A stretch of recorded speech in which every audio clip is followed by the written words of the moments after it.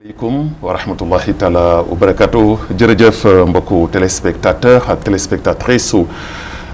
émission xeltu ci seen télévision nationale El Mauritania tey ci seen juróom-ñetteelu numéro ñu invité beneen kàngam ci biir réewum Mauritanie waaye du ñu yàgg dara rek du ñuy dem ànd ak waa régie ak sunu réalisatrice di Maymouna Idoum ñu ànd ak ñoom ak Mouhamed Bakar Vetter Sidia Mohamed Val fële ca kaw ñu jox nu sunu premier élément di sunu portrait invité kan la ñu invité ji di dem dellu soit ci plateau bi.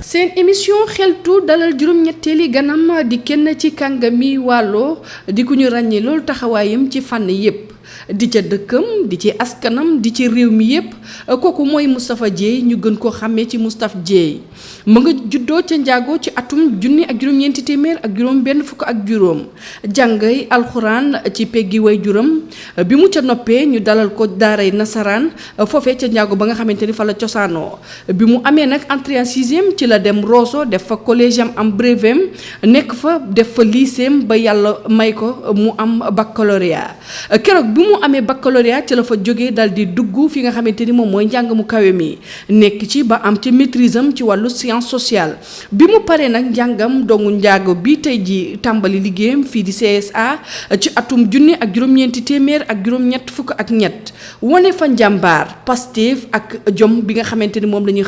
xamee doomi wàllu yépp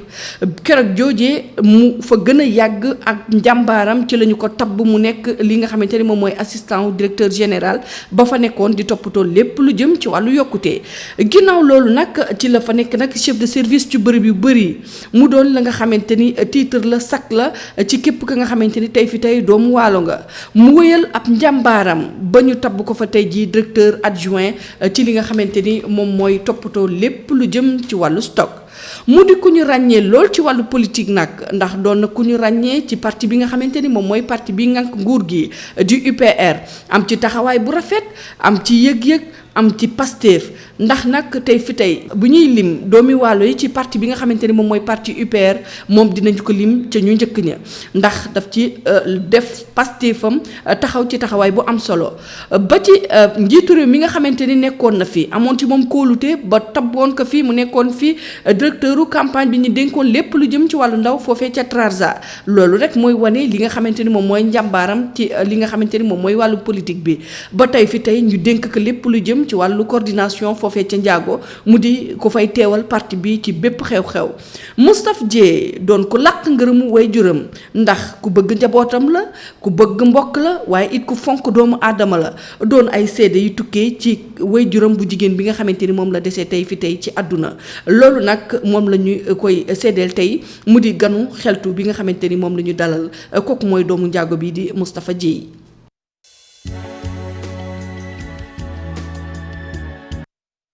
Voilà donc sunu invité mi ngi noonu donc kenn defe naa ni présentation bi mot na sëkk xanaa rek sëñ bi di la nuyu bàyyi la nga nuyoog téléspectateurs yi ñu soog am di soobu ci waxtaan bi. jërëjëf Babacar a'uuzu billaahi mina shaytaani rajiim bismillaahi rahmaani rahiim alhamdulillaahi rabbil aalamiin wassalaatu wassalaam alaa mawlaanaa rasuulillaahi sallallaahu alayhi wa sallam subhaanaka laa ilma lanaa illaa maa allamtanaa innaka anta aliimul hakiim rabbi ishrah li sadri wa yassir li amri wahlul uqdatan lisaani wahlul uqdatan min lisaani yafqahu qawli. Babacar maa ngi leen nuyu bu baax di am mbégte si dalal bi nga ma dalal tey jii si plateau TVM bi di commencer si noo bi seen kilifa. mu di directeur général TVM ak l'ensemble du personnel bi nga xam ne ñoo ngi nekk di liggéey ak moom may am mbégte bu baax a baax ñëw fii tey jàkkaarloo ak yéen ngir waxtaane suñu mbirum réew suñu mbirum bopp suñu mbirum dëkk. Très bien ñu waxtaane sunu mbirum réew sunu mbirum dëkk sunu mbiru àdduna. ñu war ko door nag ak li nga xam ni moom moo jëm. ci sa biir présentation bi nga xam ni sunu naatango ñu koy jaajëfal bu baax di soxna Léna Dieye def na ko am na lu mu ci junju muy lu am solo ci sa wàllu dund muy sa bérébu liggéeyukaay foofu la ñuy dooree suñu waxtaan muy CSA nag suñu ko waxee mooy le commissariat à la sécurité alimentaire maanaam ñi nga xam ne ñoo ŋànk tey ji wàllu dund bi ci biir réew mi foofu la ñuy commencé alors Moustapha yaa ngi foofu depuis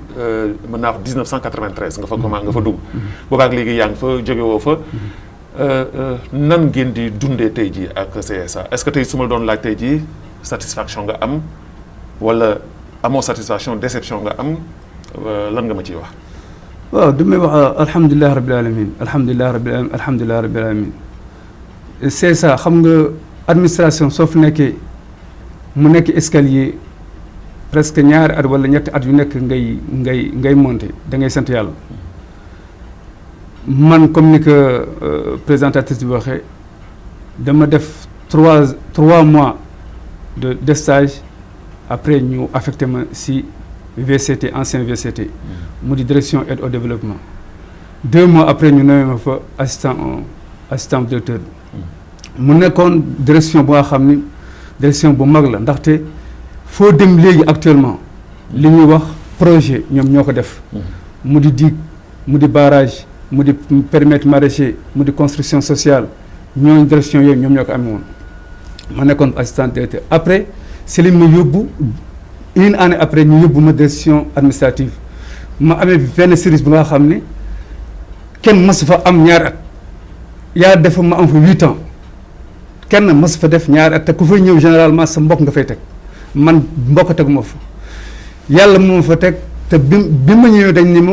kii du fa am sax une année mais alhamdulilah ma am fa 8 ans te ba may fay jógee man maa demandé sama directeur ni ko léegi doy na bëggatuma dama bëgg yéegal alhamdulilah aussi ñu joxaat ma yenn ma nekkaat yenn chef de service direction nutrition nekk naa fa chef de service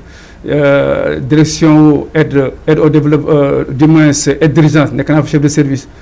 et dem naa bay ñu def ma délégué régional Atar après ñu def ma actuellement ma nekk directeur adjoint des stocks kon dañuy sant yàlla et addina dara jarul di gaawantu si benn fan wala ñaari fan alhamdulilah rabbil alamin ñoo ngi yëg par escalier et dese nañu ay at demaguñu retraite et ñoo ngi ñaan yàlla dem ba plafond. très bien yéen ngi ñaan yàlla dem ba plafond su ma déggee dem ba plafond mooy jiite ji commissariat sécurité alimentaire. incha allah loolu mooy sa ambition. incha allah voilà mais dafa am loo xam ni bëgg naa ñu dugg ci foofu parce que kuréel gi ngeen bi ñu leen dénk muy CSA. des fois dañ leen di ŋàññaa di leen di sànni ay doj lu bare te loolu tamit que des fois soo duggee ci biir terrain bi dafay nekk lu visible surtout situation yi ñu nekk nii di situation Covid-19 di coronavirus gis nañu ni CSA li leen di ñi di wax du ñuy wax ni seen crédibilité dafa des alors pourquoi parce que dund bi ni ngeen ko war a séddalee askan wi ni ngeen ko war a joxee askan wi ni ko askan wi war a jotee duñ ko jotee alors tey jii loolu est-ce que aussi tamit que du doon loo xam ne aussi tamit que da ngeen faillir seen mission ci côté boobu bon macha allah Babacar CSA taxaw gi mu war taxaw nag bu baax a baax xëy na nag am na ay manquement manquement yi est-ce que bari voilà am naa mais macha allah danaa la wax ni la bi Covid bi commencé surtout si 5 jours wala 10 jours premier mooy si mois de Ramadan man dama amoon autorisation circuler daan liggéey ba 3 heures du matin mais aussi il faut que nit ñi xam dafa am une nouvelle donne bi mooy léegi dafa état bi dafa créer benn structure bu ngay xam ne mën nañu wax tas jour loolu ñooñu dañu amputé lu bare si suñu liggéey par exemple ñun waa CSA moo daan dem si kër yi di bind nit ñi ni kii moo war am wala kii moo war am loolu defatuñu ko ñun li nga xam ne moom la état bi sant mooy nañu génne dund bi ñu def ko par kit loolu dañ si liggéey ak Tajour da nga si liggéey ak la armée bi chaque jour de 8 heures jusqu'à 3 heures du matin noo ngi nekk si magasin CSA di liggéey li si ñun defaroon ko cette année. mais est-ce que loolu tey jii du wàññi du fekk dafa gaañi maanaam njiitu réew mi fi ñëw bees. dafa ñëw fekkoon fi pagaay fekkoon fi ay mbir yoo xam ne amul woon leen lu rek a respecté moo tax mu waral tey jii mu indi Tajour boobu tekk seen kanam parce que pour leen contrôler wala pour leen topp ci leen du bëri. parce que jaarul woon ni ngeen ko daan doxalee est-ce que du loolu. xam nga CSA danaa la wax ne la Babacar à part l'armée élément CSA ñoo gën liggéey si Mauritanie. ñoo gën liggéey ci Mauritanie ci biir Mauritanie. et pourtant feeñul ci population non man mii dina wax nekk wolof nekk doomu waalo alhamdulilah rabbil alamin def naa Mauritanie yëpp lu ko waral parce que sama métier humanitaire amul heure minuit 1h du matin amul mu tàng amul mu sedd def naa Mauritanie yëpp 4 coins Mauritanie yëpp def naa ko pour joxe dund pour xool ay projet pour taxawu askan wi mais su benn gouvernement su ñëw bees il faut que dana am nga xam daf koy changer ay mécanismes yu muy changer yooyu dana jël parfois prérogative ministère développement rural wala par exemple prérogative bu CSA tafale ko benn institution boo xam ni moom moo créé. mais loolu est-ce que loolu du ñàkk kóolute gi. non du question ñàkk kóolute. parce que l'État c'est une continuité. non du question ñàkk kóolute parce que jusqu'à présent ñun dund gi noo ko amee dégg nga jusqu'à présent dund noo ko amee. waaye xol bi dindi nañ ko ci yéen. non xol bi dund jusqu'à présent soo demee si dëkk yi ML nun noo koy doxal dégg nga kon. jusqu'à présent lan ay woon noonu. mais Tahazour directeur lan mooy taxawaayam tey jii. su fekkee ne tey jii du ñu doon ko dugal ko ci biir CSA. non Tahazour am na ay prérogatives CSA yu mu jël. am na yeneen yu nga xam ne yokkaat nañ ko. kon il faut nga nangu seen doole wàññeeku. waaw non il faut que mu wàññeeku c'est vrai. il faut que mu wàññeeku. mais quand même suñu taxawaay ba tey noo ngi fi nu soo demee si délégation bu nekk am na la mu amoon ma ngi am c'est vrai nag il faut dire la vérité. suñu doole na mu meloon wàññeeku na mais nag bay tey cadre ñoo ngi taxaw bay tey institution mi ngi taxaw. et là politiquement. non. su taxawee c'est politiquement. non c'est pas politiquement mais su fekkee ni vraiment sur le plan technique et tout ça. vraiment taxawutu leen. non sur les faits parce que soo demee tey Rosso. wala nga dem Hoda Sharqi wala Hoda Gharbi. wala nga gis Tahazour CSA ngay gis. voilà suñu institution jusqu'à présent moom ngay gis kon jusqu'à présent noo ngi taxaw xëy na nag. d'ici une année 2 ans xëy na en attendant que peut-être Tahazour man dérouler son programme ba xëy na si boobaa dana wàññi bu baax mais jusqu'à présent en tout cas ñun ñoo ngi taxaw. au niveau des régions.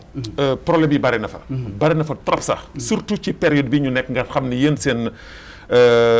taxawaay dafa waroon nekk tey ji taxawu askan wi.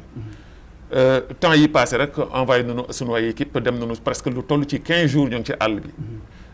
ñoom ci seen bopp sax ci seen ay reportage ci seen ay maanaam. direct yu xam ne def nañ ko ak ñoom dañ la koy wax en direct wax la ni la population bi ñoo ngi ñaxtu pourquoi parce que dund bi gisuñu ko alors su fekkee ni dund boobu yëpp da ngeen ko bëgg a jël concentré que dans certains quartiers périphériques te ñi nga xam ne ñoo ko war a jotuñu ko au niveau des régions gisuñu dara loolu la ñuy wax ñoom gisuñu dara donc wax en direct ñëpp di dégg alors yéen seen taxawaay donc au niveau des régions lan la. programme ML jusqu'à présent mi ngi continuer dégg nga def nañu fi ay boutiques nga xam ni. ay prix yu baax lañu def prix bi am Nouakchott moo am Néma moo am feneen. mais ceeb bi baaxul. ceeb bi dawlin bi day way. ceeb bi baaxul pourquoi ba ceeb bi baaxul. ah mais moom la ñuy wax ñoom. mais ceeb bi ngeen leen di jox. ceeb bi ngeen leen di jox baaxul mais c'est riz mauritanien mais les gens mais nous on n'a pas. mais est-ce que riz mauritanien boobu yow moom ngay lekk est-ce que riz mauritanien boobu moom la njiitu réew mi di lekk. c'est ce que je mange en tout cas. est-ce que moom la ministre bi di lekk. est-ce que moom la génn kilifa yi di lekk. man loolu. xaw ma mais en tout cas ñun si sunu waa bopp riz yi dañ koy teg commission yu xool tànn ni riz yi baax na ñu joxe ko riz bu baaxul duñ ko yóbbu te généralement riz ñu naan baaxul soo demee marché bi daa ko trouvé ñu koy jaay kon ñun dañuy en tout cas dañu riz qualité Mauritanie la ñu jox population yi.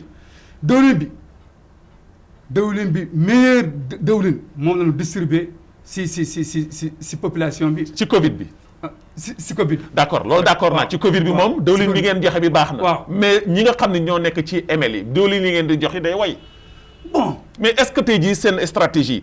waru leen ko changer taxawaay bi ngeen xoolaat ko yéen waa CSA pour mën a fexe ba valoriser li ngeen di liggéey surtout ci maanaam produits alimentaires yi nga xam ne ñi ñoo koy dund.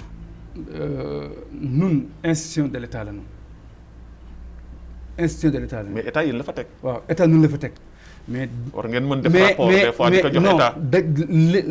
li ngay xam ni gis nga CSA dañu taxaw ci qualité ak quantité dana am nag parfois yu nga xam ni dana échappe parce que su fekkee da nga am 7000 tonnes de riz parfois du ñàkk riz bi nga xam ne dafa jóge Rosso xëy na benn tonne wala xëy na ñaari tonnes yu nga xam ni na mu waroon mel du ko mel mais juste à l'heure où je parle le commissaire dafa jël benn équipe bu dynamique pour saytu ceeb bi nan la war demee dëwlin ji nan la war demee c'est vrai la quantité parfois est grande xëy na parfois dañuy dugal quelques bidons wala ñaari bidons wala ñetti bidons mais en tout cas ñun suñu esprit moo di jox population là-bas et le commissaire a insisté à ce que bu ñu jox benn produit bu avarié à qui que ce soit wax na ko les magasiniers wax na ko mon directeur wax na ko les inspecteurs qu'il faudrait veiller sur la qualité et la quantité du produit. mais est-ce que yéen ñi nga xam ne seen kilifa daf leen di wax li ni mel est-ce que yéen a ngi koy jëfee parce que mauritanien bi tamit il faut que ñu reconnaître benn affaire il faut ngeen accepter que ni yéen tamit yéen ñi nga xam ne yéen nekk ci yenn ci jàll bi nekk ci kaw des fois aussi tamit jikko mauritanien boobu ñu leen di bàkkee dafa si nekk parce que désordre maanaam li ngeen war a def defu leen ko li leen dénk ngeen war ko jox population bi ngeen ko jox population bi des fois ñu jël ko dugal ko seen poos yi est-ce que loolu jikko jooju aussi tamit ko jotul ci 21e siècle wax dëgg yàlla ñu songé que pour Mauritanie mën jëm ci kanam ñi nga xam ni ñooy population bi ñu mën a jot ci li nga xam ni moom mooy dund gi jël ko ci anam yu mucc ayib. c'est vrai jalgati daan na am fu nekk mais au niveau du CSA le commissaire qui est là actuellement et surtout avec les instructions du Premier ministre qui a été instruit par le président de la République vaille que vaille à ce que ñun waa CSA premièrement ñu garder li nga xam ne dañu ko jox les biens de l'État que ñu jox ko ñi ko war am amul kii fii la dëkk amul kee fee la dëkk raison pour laquelle patam-patami amatul on marche lentement mais sûrement. affaire politique amatu ci. non. parce que loolu tamit da ngeen ko daan jël di ko utiliser pour des fins politiques. je te jure que il faudrait que nga dem ci secrétariat commissaire yi parce que avant peut-être il y avait des ministres ñoo daan rang wala ñenn ñoo daan rang noo joxal ma diw non loolu amatul le commissaire est recteur lépp nga xam ne waa Rosso ñoo ko war am rapidement décision mooy dem ñu jox ko waa Rosso wala Houda Charqi wala Kaydi wala amul kii député bi moo ko moom wala amul kii ministre moo ko non loolu ça n'existe pas lépp dañ ko teg si yoon le président le premier ministre insisté nañu si loolu membre gouvernement yëpp et rawatina au niveau du CSA ñoo ngi nag c'est que nag suñu rythme bi ñu daan dox amatul mais en tout cas on marche sûrement lentement sûrement et que yaakaar nañu baax a baax et ak coup sûr et certain résultat bi ñëpp daañu ko gis. très bien Moustapha mënuñu jeexal ci poñ boobu te duñu dugg ci benn question boo xam ni il faut que ma laaj la ko parce que su ma la ko laajul sax askan wi daan ma wax ni ma xëy na am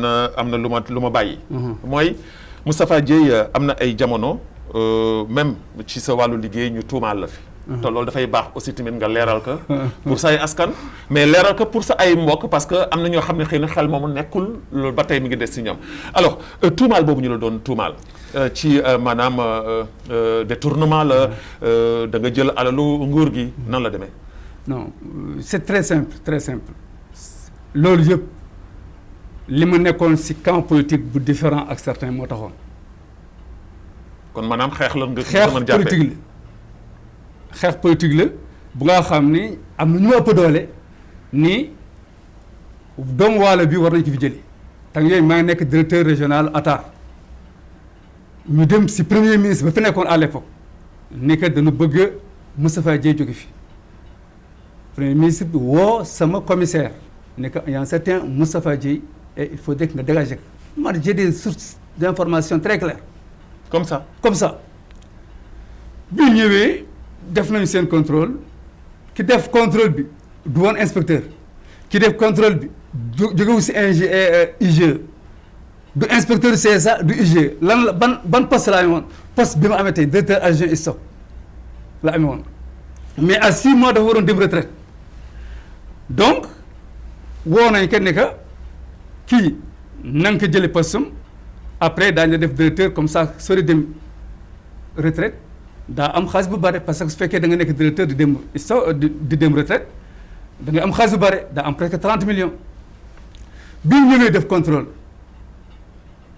bi mu defee contrôle bi pare ni ma bon manqué na 30 millions mais dama rey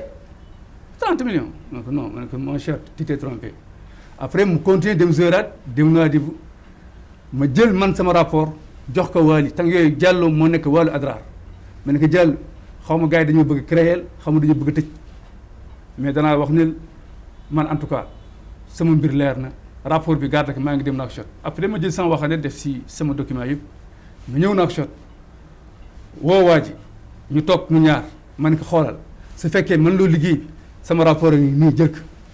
mun ma non manuma ko man ko donc on va essayer de vérifier rubrique par rubrique bi ñu vérifier rubrique par rubrique automatiquement ñu dem si salaire des gérants de Awgeft salaire gérant Awgeft si une année 15 millions et quelque la. si 30 millions yi ñu lay. waaw si 30 millions yi 15 millions. après man ko est-ce que mun ma non kii dama ko fàtte woon man ko voilà donc mu défalqué rapidement man ko non jëlee sa temps man j'en suis sûr certain s'il y a de l'argent c'est ça qui me doit de l'argent mu défalqué donc mu reste 15 millions ma dem sama kër ni ko en tout cas man je suis tranquille le lendemain mu dajawaat mu ñëwaat mu wax ma dindiwaat justificatif jox ko dindiwaat justificatif bay mu ne ma bay presque justificatif yow jeex mu ne ma non jéem man daal 5 millions yi daal man man ma ko justifier man daal 5 millions yi daal il faut nga ma ne ko mais 5 millions c'est justification mi ngi nii mu ne ma non 5 millions ma ne ko non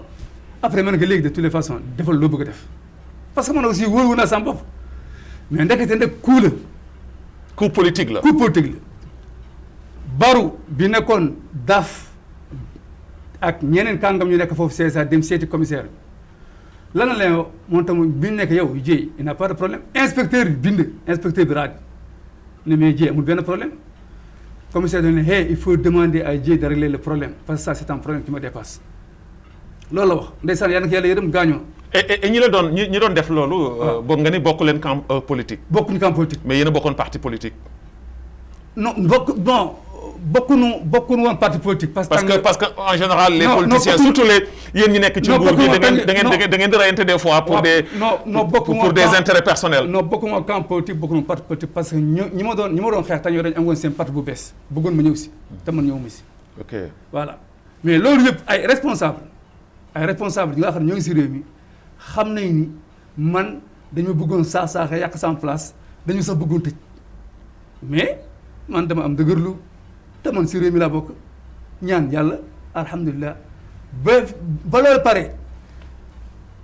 bi ñu remplacé comme ki nga xam ne moo def loolu dafa ñëw si un grand responsable nga xam ne ñun nooy def politique ensemble mu ne ko dama ñëw tey pour balu Dieye balu la nga ko Dieye mu baal ma ndaxte lañ ko doon tuuma du dëgg man mii diw moom ni ma naa ko yëkkati waaw te loolu nag man sama conscience mayutuma vraiment manuma nelaw. et ce grand responsable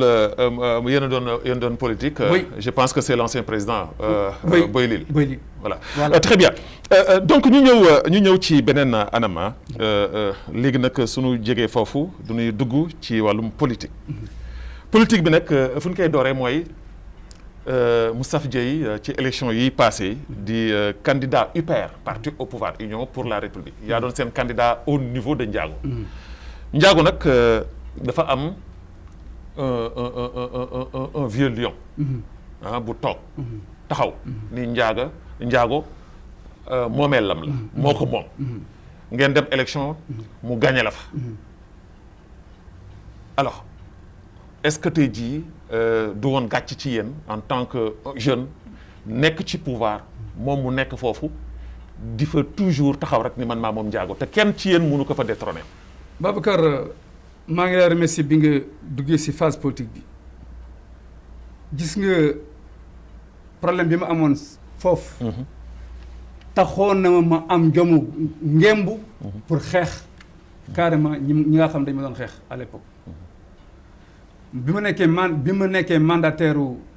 liste UPR à Ndiago fulla ak fayda la ñu def presque sunu tour dafa génn à la présidence au niveau rek ma commencé sama campagne presque 20 jours laa def campagne mais campagne bi avant campagne bi gis naa ni UPR nekkuñu woon dara au niveau de Ndiago état bi àndul woon UPR au niveau de Ndiago état bi Wiham la àndaloon. état bi ci boppam. état bi Wiham la àndaloon. pour la simple raison mais li ngay wax dafa grave mais pour la mais man maa ko wax. pour la simple raison seeni waa Wiham ñoo ko amee woon ñañ fa avant même seeni ñi nga xam ne ñoo doon bind les listes électorales yi ñoo ko doon bind ña fa ñëw waa Wiham su ñëwee jël ay saaku carte d'identité jëlee ko Nouadhibou jëlee ko Nouakchott nit ñi du ñëw de jëlee ko le long du fleuve ñi ñu neex ñu bind Biro Ndiago suñu waree def léegi 500 wala 1000 daañu pexe wàññi certaines personnes yóbbu leen. mais waaw d'accord mais Moustapha. waaw mais lu tax loolu bu mu amee en tant que candidat au niveau de ces élections là defoo une conférence de presse wopp journalistes yëpp waxante ak ñoom ñi xam ni lii moo xew. j'étais pas pressé. moo indi nga ñàkkoon élection yi. non j'étais pas pressé moi j'étais seul pratiquement j'étais seul ak su ma demee bay élection yi résultats yi génn élection yi dañuy dàq les éléments de l'IPR dañuy dàq waa Biram dañuy dàq ñëpp ñoom ñu toog ci bureau yi jël kees yi yóbbu leen ci maison yi compte def li leen neex ñun suñu ñëwee même seen. yéen ngeen toog te dénoncé wu leen dara toog man mais lu tax dénoncé wu leen man foofu mooy problème bi. j'ai dénoncé man je suis parti bi résultat yi à 3 heures du matin. non avant résultat yi. lu tax foofu danaa fa ñëw. mais lu tax avant résultat yooyu di génn ngeen gis nii ñoo ngi ñëw di inscription ba. avant résultat yi ngeen taxaw. si inscription yi bind naa lettre ni parti bi mi ngi def lii nee naa leen les gens de Ndiago yi nga xam ne dañ leen bind ba pare pour ñu voter Ndiago dañ leen yóbbu si ay zira yi yu kenn xamul ñaareel ba dañuy bind ay ñi nga xam ne bokkuñu sax si commune bi bokkuñu sax si Mauritanie dañu amee carte d'identité Mauritanie xam fu ñu ko jëlee ñu ñëw bind leen j'ai des preuves pour ça ñu nga xam ne soit gox mbaj lañ dëkk ñu nga xam ne une table lañ dëkk wala 13 au niveau. mais kooku kan moo def loolu tey jii. non. l'actuel maire. l'actuel maire moo ko def. l'actuel maire c'est l'homme de Ndiago lu ko neex lay def. kon kay bàyyi leen kaat Ndiago su fekkee ni yéen nangu ngeen ka kay. non mais il fallait que man ñu ko bàyyee Ndiago comme ça parce que il fallait que ay góor ñu wan ni que am na ay doomu Ndiago yu am jom yu taxaw pour xeex loolu man sama candidature ce n'était pas pour argent amu xaalis mais amoon naa fulla ak fit ni tey jii danaa reyante pour que ñu xam ne ñu am na ay doomu Ndiago yoo xam ne mën nañu fi jëli boo jël mais bi ñu defee élection mais élection yi dama leen gagné à 3 heures du matin ñeen nekkoon ci seeni un responsable moom woon ne Moussa félicitations il y a eu un second tour et c'est sûr et certain vous allez gagner. et second tour bi yow ak Bodian la woon. man ak Bodian la woon mais mujjul am lan moo am à 10 heures la ñëw ci seeni dugg tëju ak waa seeni nun mën na sa dugg seeni mu duggee ak waa seeni changé waat carte yi lu ko neex. defal lu ko neex. waaw mais foofu bi mu defee loolu far naa ci weewu béy. ñu ni foofu da nga bind lettre maanaam da nga bind lettre de recours la lettre lan la da nga bind lettre yóbbu ko au niveau de la CENI lettre boobu waroon na dem sax war a dem ba cour suprême. mais en fin de compte mujjul egg cour suprême alors lettre boobu laa bëggoon nga expliquer ma nan la demee lan moo tax. lan moo la motivé woon nga dugg détail lettre bi mais comme yow. am nga information moo wax la. gis nga nit su dee xeex dafa xeex rek. waruloo toog ni yaacaaral man bu ñu demee Ndiago di bëgg a tas partisan ak seen partisan administration bi xam naa ne moom la ñu àndal dama jël voiture ñëw Nouakchott la nuit ma bind lettre bu nga xam ne président de la République bind après ma bind seeni lettre def ampliation ministère de l'intérieur. def ampliation le président de l'IPR yëpp ma déposé ko lettres yi ay points laa si wax yu nga xam ne ba ñu commencé. li ñu def si inscription bi les waa CENI def ay éléments de CENI ñooy taxaw si porte bi di dévier les lu leen neex lañ doon def IPR n'existait plus c'est Wiham qui était là-bas ñoom ñoo doon def lu leen neex qu'est-ce qu'on en peut dem na si xaakim bi mobiliser na jeune Ndiago yëpp ñu dem ba si buntu xaakim bi. donc xaakim il faut faire attention on ne va pas accepter que le résultat soit truqué. kon loolu da nga bëgg a wax ni njiitu réew mi fi nekkoon moom moo jàppale woon. moo ko jàppale woon bu baax moo ko jàppale woon bu baax te tey su fekkee am na maire bi njiit réew mi fi nekkoon moo ko jàppale. et pourtant yéen ñemewu leen woon taxaw waxante ak moom. pourquoi ñun am na xoolal. pourquoi courage politique boobu nga amoon. non xoolal boobu tamit nga waroon ko ci boole pour que taxaw wax ko même su fekkee ne tey jii da lay yóbbu kaso mu yóbbu la ci loo xam ne sa dëgg la. mais la gendarmerie ñoo am yow malheureusement nekkuloo fa woon malheureusement télévision nekk fa woon et alhamdulilah aussi si c'était pas la gendarmerie xeex dana am. mais information yëpp am nañ ko. voilà si c'était pas la gendarmerie devant la CENI ay kurpañ ay mais gendarmerie ñoonu séparé moom far nañ ko jox nañ ko la mairie mais ñun aussi daf ñoo recours mais xam nga aussi bi ma demee ba yóbbu sama lettre au niveau de la CENI directeur du CENI laa ko jox. mais daf na ma ça en tout cas ça ne doit pas passer comme ça dafa war dem cour suprême. maa ne ko aywa donc il faut l'amener et dellu si mais man pour man Mourtah j'ai fait ce que je devais faire état man ma xeex ak moom mais ma yaakaar ni daañu def li ñu def 6e ni au moins dana am 2e tour nga xam ne war nañ ko def à Ndiago et j'étais prêt à ça et aussi 2e tour bi dama ko doon gagner facilement mais malheureusement. lan moo la ci may doole courage boobu nga ni da nga koy gagner. mais li ma parce que dafa fekkoon ne waxante woon nga ak ñi nga xam ne ñoom ñoo fa nekkoon. en 3e position. mais il y avait 3 partis. il y avait Wiham il y avait l'IPR il y avait IRA c'est-à-dire comment on l'appelle le parti le candidat de Biram. Le candidat de Biram c'est mon cousin et on s'était dit coûte que coûte.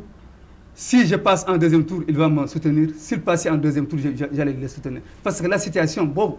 il fallait que nous fassions une composition compacte pour que nous disions qu'il finisse.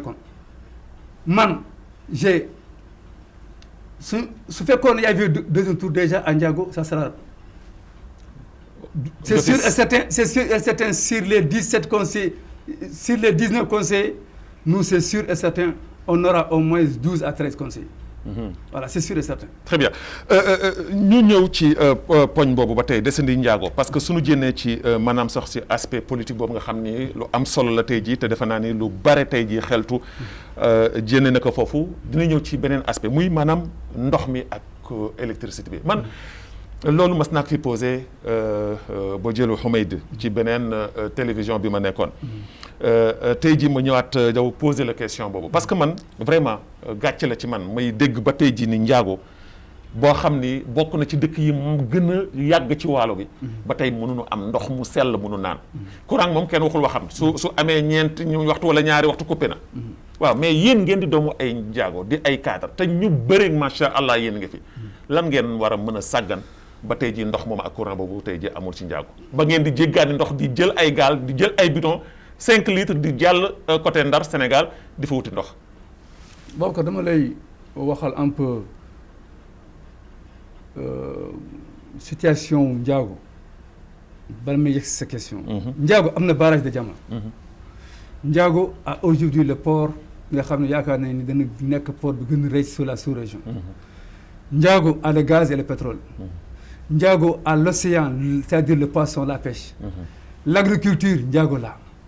Mais qu'est-ce que Ndiago amul dara. Malheureusement aujourd'hui Ndiago y a pas d'eau, y a pas d'électricité, y a pas de route. Su fekkee dafa taw on risque de passer par la plage. Su fekkee ni plage bi dafa naaj géej gi dafa naaj dañoo topp ba yi nga xam ne fer na kanxan ñu dem Ndiago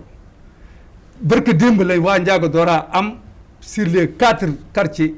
la ñoo dooraa am ndox mi dooraa ñëw par goutte. Les 2 autres quartiers jusqu'à présent ça fait 3 mois. Les gens de ça fait 3 mois les gens de Ndiago amuñu. mooy lan mooy ONCR. mooy ONCR la ñu sant liggéey bi maa ngi. mais est-ce que dox na ko ni mu ko war a doxee. non demul soit budget moo doyul soit liggéey bi dafa rëy bu 6 mois. ba attanu ko. waaw bay attanu ko il y a de cela mais résultat amagoon ko gis nga ay jusqu'à présent donc ñun sunu mbokk Assane Gueye mi ngi def lu mu mën. mais bëgg nañu tey état bi xam ni ONCR attanul Ndiago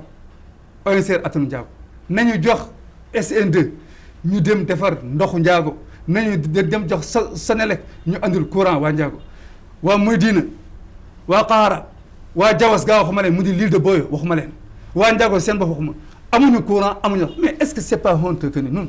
on est à 7 kilomètres de Saint-Louis les gens de Saint-Louis nit lañu comme ñun ñoo ngi amee seen lumière ñoo ngi amee seen ñun on est là depuis la colonisation jusqu'à présent ñu nekk si lëndëm naanuñu amuñu courant amuñu dara. mais tey jii yow yaa ngi ci parti nguur gi. waaw yaa ngi ci nguur gi yéen a ngi ci liggéey yéen a ngi ciy daw et pourtant man xam nga li ma xaw a jaaxal ci côté boobu parce que tey jii am nga tey jii courage tey jii wax li nekk sa dënn jénne ko mais bare na tàccukat ci yéen surtout si sunu communauté bi tey jii ñuy wax wolof. ba fa bare tàccukat te suñ koy waxee ñu fuddu. loolu am na est-ce que loolu tey jii warul dakk ñu bàyyi tàcc yi te am courage politique wax dëgg bi parce que njiitu réew mi fi nekk bi je l'ai toujours dit même ki fi nekkoon j'ai toujours dit que ni li ngeen di nëbb te suñ ko waxee ngeen li ci mer mooy wax dëgg njiitu réew mi mu xam ni lii moo am ci seen village. Babacar les donnes ont changé le président Mohamed Cheikhul Ghazouani nekk na ku nga xam ni dafa bëgg a taxawal Mauritanie bu bees bu nga xam ni justice daf fi am président Mohamed Cheikhul Ghazouani dafa bëgg une Mauritanie bu nga xam ni doomu Mauritanie dañoo yemoo président Mohamed Cheikhul Ghazouani dafa bëgg économiquement li nga xam ni moom la ñuy am si dividende et suñu économie doomu Mauritanie bu nekk am si loolu man si sama wàlla bopp taxaw naa gis naa sama mbokk Assane xanaa ko problème mu ndox mi waxante nañu ak le ministre de l'hydraulique responsable yi nga xam ni ñoom la concerne ñoo liggéey ensemble dem nañu jooy fu nekk nii jusqu'à présent njaago mën nañu laal dund amu fa les gens commencent à émigrer et ça sera pire encore pendant l'hivernage parce que pêcheurs dañoo ñibbi njaago dootul village ville au moins de 9 à 10 000 personnes ma nga nekk njaago. mais est-ce que tey jii. waaw administrativement. tey jii bind ngeen ko parce que tamit que réew administration lay doxee. est-ce que en tant que tey cadre ci biir réew mi nekk kilifa ci biir njaago est-ce que tey jii administrativement bind ngeen pour dénoncer wala wax ni njaago du ONCR moo koy mën a mën saafara ONCR mais SN2 moo koy mën a saafara. bind nañu mais surtout li nga xam ne ñoo ngi ciy dox mooy am audience avec le président de la République. yéen a ngi ci dox. waaw ñoo ngi ciy dox am audience avec le président de la République ñoo ngi ciy dox pour que problème mu njaago mu nekk problème nga xam ne dafay nekk lu ñu résoudre. njaago mënul nekk tey à 200 quelques kilomètres de Nouakchott te ndox te pratiquement ndoxu njaago à travers Kër Masène mooy alimenter Nouakchott waa njaago mënuñu am ndox mënuñu am courant mënuñu am yoon mool bi ñoo ngi leen di saax-saaxee élèves yi jàng nañu ba dee soo demee tey à njaago j'ai fait le comptage on a eu 125 bacheliers yu nga xam ne ñoo ngi nekk à l'université c'est-à-dire active te ku si génn doo liggéey. mais justement. waaw ci wàllu éducation boobu. parce que invité naa fii l'ancien maire. Omar Dieye. moom da doon bàkku que ni 20 ans de régnam li mu fi def. kenn mënu ko werante ci wàllu éducation wala nangam mais tey jii njaago soo demee doomu njaago yi suñu réussir capitale bi fii la Nouakchott lañu réussir. kenn réussir wu fa foofu sa njaago. alors tey jii lan nga koy yëkkati comme message boo xam ne da nga koy wax moom. parce que mais c'est douloureux am na temps yu nga xam ne au niveau de Ndiago may remercier sama benn grand doyen Boubacar Diop dafa nekk directeur école au lycée de si Rosso Ndiago am école mu ñaan day ñëw si Ndiago nekk fa daan na su examen jotee ñu koy wax sa rajo yi Ndiago rek nga dégg Ndiago Bulaan Ndiago nga dem collège su fekkee 60 lañ 30 yi premier AS1 premier AS2 premier AS3 moitié waa Ndiago la ñu nekk. mais léegi dootul loolu de. xoolal parce que léegi 2018 Ndiago benn at mi la am 2018. et lan moo ko may courage moom Omar Gueye tey jii muy wax ni Ndiago tey jii école am moo gën baax ci école yi nekk ci diwaan boobu. école Ndiago actuellement moo gën daanu si école yi actuellement dañu am benn groupe enseignant ay professeurs yu courageux yu nga xam ne dañu jël seen xaalis di cotiser pour que école ba am ay cahiers am na ay ONG yu nekk foofu itam ñuy dimbali école ba mais au niveau de l'État jusqu'à présent dimbali wuñu école ba ndaxte amul ay enseignants yu nga xam ne affecté nañ ko barke démb laa dem ci secrétaire général IPR ñu woo DREN après si leen ñu envoyé ay enseignants te enseignants yu nga xam ne ONG mooy di fay c'est pas état qui les paye loolu c'est des problèmes l'école de Ndiago c'est pour l'état moo ko war financer moo ko war jox enseignant moo war élèves yi bari nañu sinon dañu jël ay élèves rek ñu jàng 1 année 2 ans nekk ay pêcheurs. léegi ambition wu Moustapha Dieye à Ndiago c'est quoi c'est de récupérer la commune. mais su man bal ma kontaan tey suñu doyen arrêté ni moom màggat na. mais est-ce que waaw est-ce que mën ngeen ko yóbbu retraite yéen. Babacar tey non ku am fulla la ku am fayda la suñu mag la su doon suñu sago mu retraité bu baax. bu neex bu paisible. ndaxte Ndiago macha allah climat bi neex na mu dem seetu gëléem ak nagam mais tey su ma amee woon maire Ndiago mais kenn doon ko wax danaa liggéey. parce que est-ce que tey jii Moustapha Dieye liggéey na tey jii lu ko permettre tey jii suñu demee élection yii di ñëw incha allah yan fi yàlla bàyyi mu wóor que ni que suñu demee su si yàlla àndee dafay jël maire bi parce que liggéey na ko est-ce que liggéey nga loolu si sa biir tiroir yow. xoolal du question sax liggéey population moo ko bëgg. mais c'est important. population moo ko bëgg. parce que am na yeneen adversaire politique. non mais dégg nga wax la man. parce que jeunesse boobu ngay wax am nga yeneen adversaire politique. actuellement la jeunesse seen wàll bopp. ñoo ma gën encouragé les femmes ñoo ma gën encouragé parce que ñoo may fekk si ñoo ma gën encouragé ñoo ma wax ni ma toogal jógal nga woote nga def lii nga def mais dama ni am nga ay yeneen ndaw yoo xam ni ñoo ngi ci ak politique bi ci terrain bi ci yow ñeme tamit am beneen taxawaay mais est-ce que tey yow liggéey nga ci sa diwaan sa askan ci sa njaago boobu lu la may tey jii suñu demee waatee élection même su fekkee ni ki ngay wax ki ni tey jii muy l'actuel maire li boo jël génn na su ko defee yow nga gagné élection yooyu. dañ koy gagné à 100% parce que population yi xam nañu léegi nu mooy kan dañ koy gagné à 100%. liggéey nga loolu. parce que liggéey nañu ko suñu taxawaay may nañu ko suñu fit may nañu ko suñu alal jaral nañu ko et suñu compétence aussi jaral nañu ko. très bien Moustapha du ñuy ñëw balaa ñuy dem ci suñu éléments yi ci li nga xam ni moom mooy seen communauté bi muy communauté wolof ci wàllum politique bi ngeen di yëngatu tey jii. man dama koy wax à chaque fois des fois nag soo ko waxee dana am ñoo xam ni sax du ñuy jàpp ni da nga leen di xeex. fekk na ñun suñu liggéey journaliste du ñuy def. kenn jëndunu kenn corrompre nu kenn joxunu xaalis kenn woowunu ci bureau kenn defunu dara. du ñuy liggéey pour la Mauritanie. pour l'unité de la Mauritanie mais pour njëriñu réew Mauritanie. mais tey jii suñu gisee tey jii ni seen communauté bi di communauté wolof c'est une communauté boo xam ni très difficile à gérer politiquement. yéen a ngi ci. yéen ay jeunes cadres ngeen nekk ci suuf mais toujours su ngeen bëggee jóg dañ leen di gor dañ leen di kepp est-ce que fippu tey ji jotul à votre niveau ngeen jël seen ay responsabilités bopp. non je pense que ni pour l'instant actuellement conflit de génération amul pour l'instant parce que am nañu des cadres yoo xam ne des xale ay jeunes yoo xam ne bëgg nañu politique taxaw nañu si mais aussi am nañu ay mag yoo xam ne mën nañ leen gunge sincèrement man li ma gis. gunge ci ban anam. non parce que xam nga soo demee bay am na yenn mag yoo xam ne ñoom wutuñu poste. wutuñu benn poste kooku yow yaa ko wax non man si ma gis. mais man si ma gis am na si nga xam ne. sa xel ak sa xalaat ndax na la de Moustapha. mën na nekk. mag ñi fa tey lu nu bëgg de. non ci woowoon fan la ministre doo ko delloo. en tout cas danaa wax ni la tey nun communauté wolof ni ñoo liggéey lépp lu am daañu ma woo Oumar Gueye daañu woo Xayaar daañu woo Assane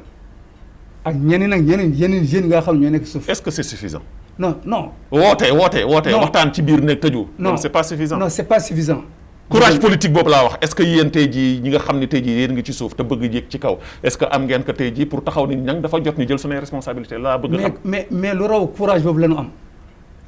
mais wanewu leen ko. non xam nga du bés bu nekk mooy bisu politique xam nga nun bi nu commencé di organiser wu dëgg Covid bi dafa ñëw dama lépp mais dañ daan def réunion PK dañ daan def réunion Tafrazen dañoo def réunion Sabxa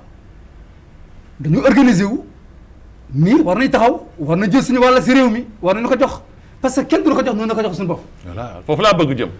il faut ngeen am courage. ñun suñu xam que ne xeexu leen kenn. voilà mag ñi fi nekk ñi xeexu leen leen. mais il faut ngeen am ni nag ñoom ngeen wax leen ni leen taxaw leen. ngeen bàyyi ñu dem bàyyi leen ñu dem. voilà ñun actuellement. si loolu la nekk léegi. que ni ñun dañu taxaw seeni mag ñi la ngeen doon béy pare na. ñu nekk seen gannaaw encadré suñu amee lu nga xam dañ koy laaj daan ñëw laaj leen mais am nañu bagage suffisant am nañu fit am nañu personnalité bu nga xam ne dañu bëgg laaj ak njàng mi leen yóbbu ak njàng ak compétence bi mooy compétence bi bu nga xam ne dañu bëgg laaj suñu àq si état bi pour ñu jox na ko très bien nu doon na ko mën très bien du ñuy dem nag tey jii xam nga waxtaan wu am solo la parce que nag wax dëgg yàlla il faut qu'on le dise tey jii am naa gan nag bu rëy boo xam ni wax dëgg yàlla lu ñu fi waxtaan yëpp dana leer ci kanamu askan wi du ñuy dem nag ànd ak waa régie ñu ànd ak ñoom ñu jox nu suñu premier élément ñu dem dellu siwaat ci waxtaan wi. bon maa ngi leen di maa ngi lay fay tey bu may wax sama papa yaakaar naa du ma fi jóge donc dama koy résumer rek dinaa wax ni mooy papa bi ma bu baax bi ma xam nit ku nga xamante ni il aime ses enfants trop noonu laa ko mën résumer en fait noonu laa koy tënkee merci. bon li ma gën a marqué sama papa mooy ni que doomam yëpp éducation bi mu leen jox parce que suñu xoolee suñu parcours yëpp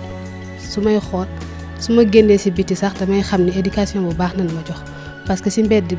ni ko lislaam waxee noonu nañ nu yare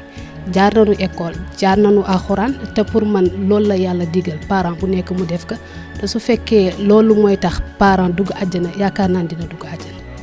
benn jour li ma gën a marqué en fait mooy jour bi ma feebaree en fait dama feebaroon damaa defoon accident ci moto mais jour boobu dama di sama papa tiitaange bu nga xamante ni mosuma ko gis ci moom en fait j'avais compris que parent loo mënti am ci àddina parent moo ko gën parce que sama papa jour boobu yaakaar naa tiit bi mu tiit man ci sama bopp tiituma ko et ça m'a marqué vraiment marqué. xanaa ni ko jërëjëf meilleur papa du monde on te remercie beaucoup te lu nu mënti am tamit mënuñu ko remercier ba jot li mu nu defal yépp merci beaucoup encore on t'aime beaucoup. tey bu doon comme rêve xale yépp bu doon sama sogo tey sama papa ci meilleures conditions yi lay nekk bëgg naa ko yóbbu màkk itam bëgg naa réaliser rêve am bu mu doon wax mooy ni que moom dafa bëgg bu demee ba nekk mag dem au village am foofu mosquée bu mag bu nga xamante ni day toog foofu di jàngale alxuraan donc kii boobu daf ko doon wax mais ba léegi dafa nekk sama xol mu nekk rêve bu ma bëgg réaliser. bon ci plat bi en général ci plat bi lay nekk wala des bonnes notes je crois que loolu rek mooy tax wàcce meram. tey damay dem ci sama deuxième élément su ma demee sama deuxième élément ñu sogaam di ko jox kàddu gi mu def benn maanaam rappel ci li nga xam ne dégg na ko ñu dem ak waa régie ñu jox na suñu deuxième élément ñu dem dellu soit ci plateau bi.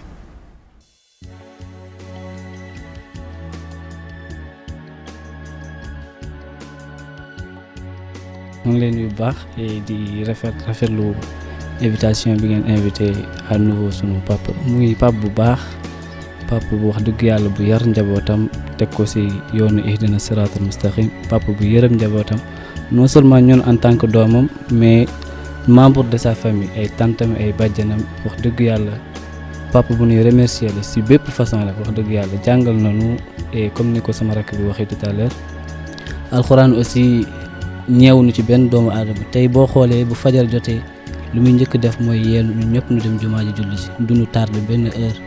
respecté nañu et jox na cër ñëpp wax dëgg yàlla amul lu ñuy wax ci moom lu dul di ko sant di ko gërëm c'est un papa magnifique wax dëgg yàlla. au début dina metti c'est-à-dire que mère beeg xam nga suñu tante yi daanu kaas que ni jaru ko mais man mi nekk à côté de lui xam naa bu baax ni que ni politique la yenn yi du ci ñàkk parfois day gis sax ay cousin wam di ci xuloo di ci jàppante mais politique la day jeex on est tous des frères on est tous des parents te moom li mu ñuy wax à chaque fois mooy que ni xuloowul xeexul. jàmm moo ko tax jóg avancement wu Ndiago avancement Mauritanie moo ko tax jóg du ci xuloo du ci xeex ku ci xuloo nag kooku yow la engagé mais moom en tant que tel xuloowu ci xeexu ci ku ci ñëw dafa naan la wutal ma ay nit boo ko mënulee toogal ci sa kër jàmm ak salaam la ñuy dox. di ko ñaanal tout d'abord avant di ko conseiller parce que tey soo xoolee moom tànk bi mu jëmale woon depuis muy politique ba léegi tànk boobu la nekk mooy premièrement jàmm moom jàmm boobu moom lay doxal et bu ma koy conseiller aussi mooy que ni. moroomam yi mu jàppoon que ni tôt ou tard ñoom ñëpp nooy booloo doon benn et mu gën leen jàpp bu baax xam ne moom politique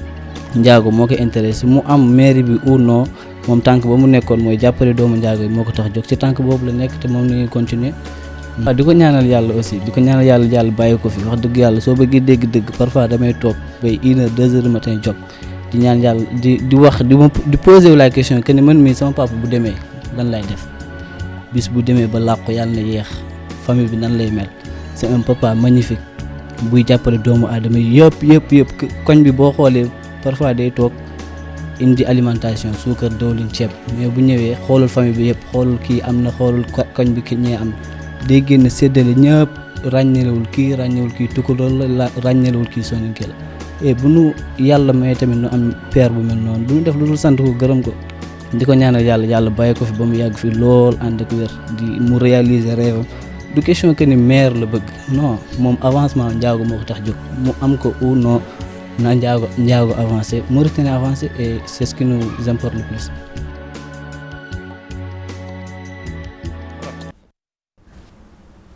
Oui, effectivement, c'est émouvant quand même. C'est très émouvant. Xam nga dañu ñaan yàlla rek njaboot gu màggat barki. Et man li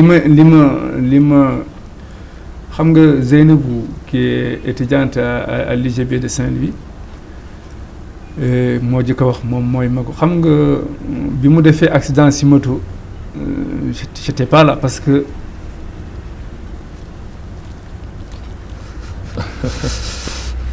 voilà donc. Parce que sa grande sœur. dafa dee à l'âge de 16 ans. Voilà c'est l'originalité de Xeltu c'est l'originalité de Xeltu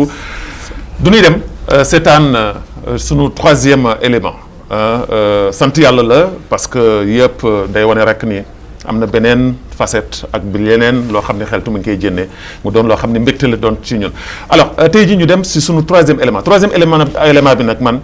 dafa ma jëlee kaw parce que man sama wàllu bopp mi koy doon tourné sax nekkatuma woon voilà donc ñu dem seeti sunu troisième élément dellu soit ci maanaam plateau bi.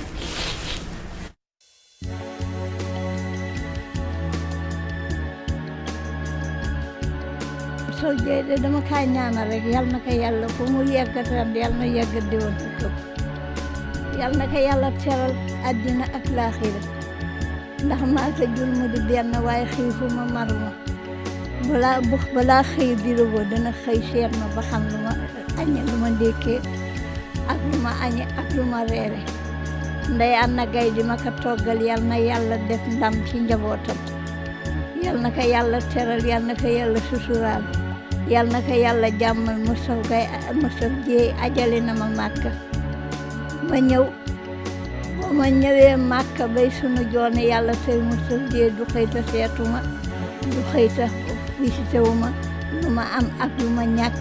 di ma teral di ma toppatoo yal na ko yàlla teral Moustapha Dieye yal na yàlla faj aajoom te maa ko jur ci farata yàlla ak suuna ma mët yal na yàlla faj aajoom lu mu bëgg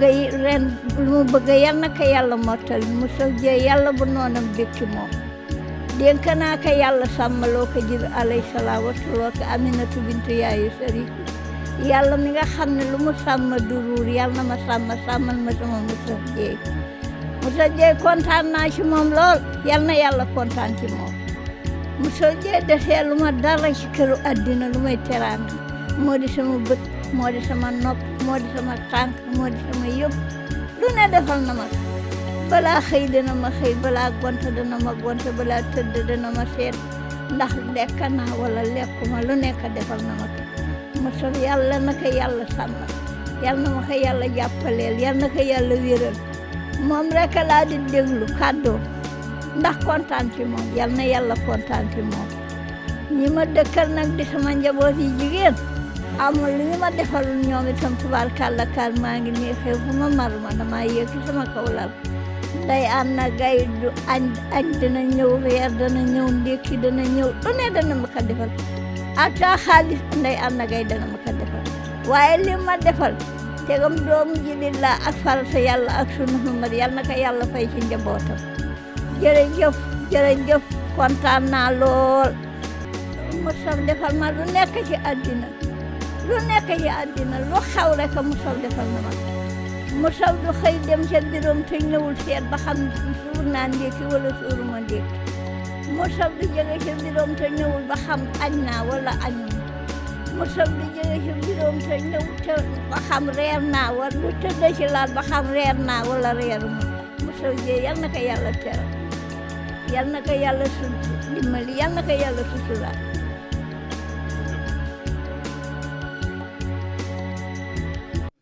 moom yombul de yombul. effectivement waaw effectivement xam nga sant yàlla rek et ma am si aussi ay jàngat yu bare Babacar su la yàlla mayee surtout ngay dund ak say waajur ma koy ñaax xale yi nañu góorgóorlu si waajur yi parce que waajur dañu sonnoon trop ci noonu kon tey suñu demee ba ñu amee leen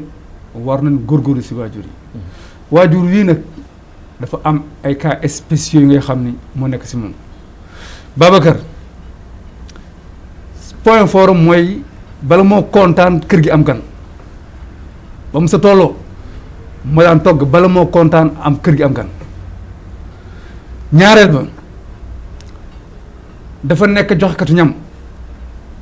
soit dana ko togg joxe ko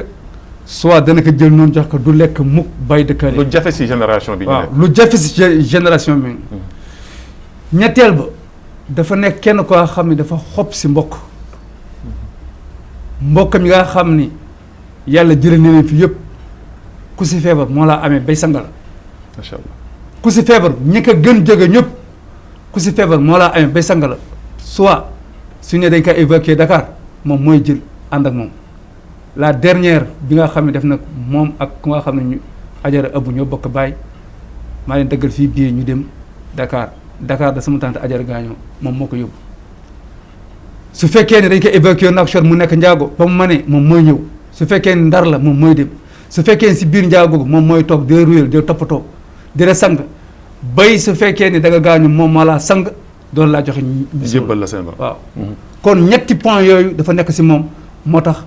nu am yaakaar baax te di ñaan yàlla bàyyi ko fi si kanam. amiin incha allah léegi Moustapha émission bi presque jeex na mais du ñuy dem ci sunu dernier élément. dernier élément bi nag du ñuy dem dellu si waat ñu sogaan di ci wax ñu dem ànd ak waa Régie si sunu dernier élément.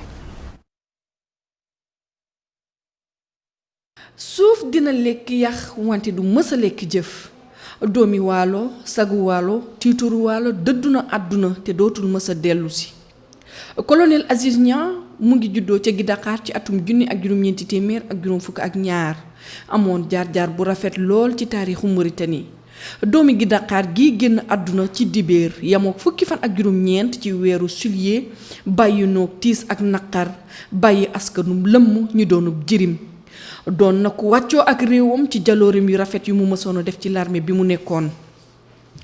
doonoon soldaar bu mësoon teewal réewam ci bërëb yu bari ba ci ayub Sahara bi ñu génnoon ma nga ca woon teewaloon Mauritanie gàddu woon raayu Mauritanie ca bu mu dellu si fii ci réewam ñu dénk ko fi ay ndombal tànk yu bari lool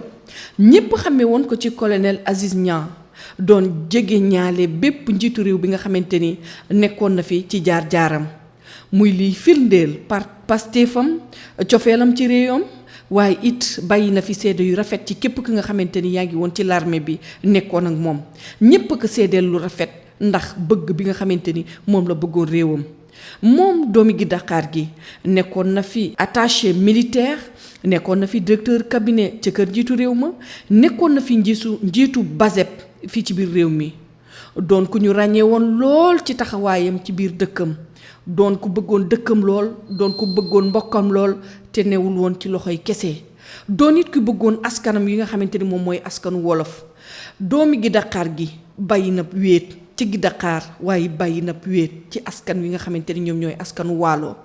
doon ku bàyyi wéet ci képp ki nga xamante ni bëggoon nga kàllaamay Kocc ndax bokkoon na ci pays yi nga xamante ni ñoom ñoo mujjoon taxawal kuréel gi nga xamante ni moom mooy kuréel gi toppatoo lépp lu jëm ci kàllaamay wolof ñu gën ko xàmmee ci Aprolawo Rim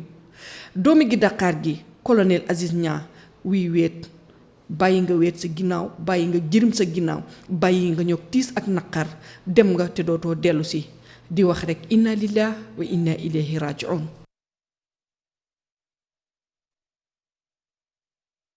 bi jeex na tàkk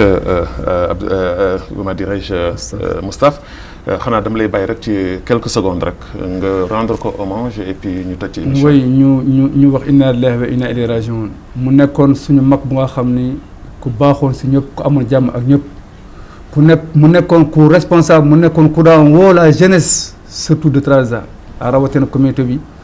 di leen woo ni leen góorgóorlu leen ngeen liggéey te ngeen ñëw ngeen jël seen wàll kenn du leen ko jox. yéen a kaa jox seen bopp. Abdou Aziz Niang deewam ñun ñëpp la bett. mais nag koo baax yàlla moo la gën baax. en tout cas tey jii manqué nañu. bu baax a baax te sentir na te communauté bi sentir nag. et ñu ñaan yàlla fa mu dem yal na ko yàlla teertu si biir arjana firdaws. et njabootam bi nga xam ne moo fi nekk yal na leen yàlla taxaw et ñun ñëpp nga xam ne si njabootam lañ bokk aussi yal nañu yàlla may jaar-jaar yi mu am nu am lu mel nag moom. très bien lan ngay tàggoo. li may tàggoo mooy di kontaan Babacar si émission bi ndaxte émission bi siggil na communauté bi ndaxte tey bi nga ñëwee bi nga nekkee Watania tey jii nga ñëw visibilité communauté bi tey jii ñëpp xam ne à travers toi ñu lay remercier bu baax ndaxte journaliste d'investigation nga ni ngay seete ni ngay poser question tey jii nun tey jii mbégte nga si nun donc ñu ngi lay ñaan yàlla en tout cas yal na yàlla may ay ndam nu fekk. amiin incha allah ñu bokk et di ñaanal yàlla kilifa TVM ak personnel bi et di wax rek ni yal nañu fi defaat ay numéro yu gën neex. amiin incha allah Seyna Mohamed. et di la remercier di remercier tout le monde. amiin jërëjëf yow tamit que Moustapha Dieye ci dal bi nga nu dalal bi nga nangu tey ji ñu dalal la ko. di gërëm bu baax a baax waa régie fële ca VTR Mohamed Bakar di gërëm ki nga xam ne mooy Maymouna Idumu Mariam Mint Mohamed Xuna ci wàllu son. di gërëm ñëpp di leen jox daje incha allah ci beneen émission seen émission xeltu naka maanaam samedi bii duñ ñëw yàlla jàmm ci biirum yàlla muccal leen muccal nu digganu ci gi xewul wasalaamu aleykum wa rahmatullahi taala wa barakatu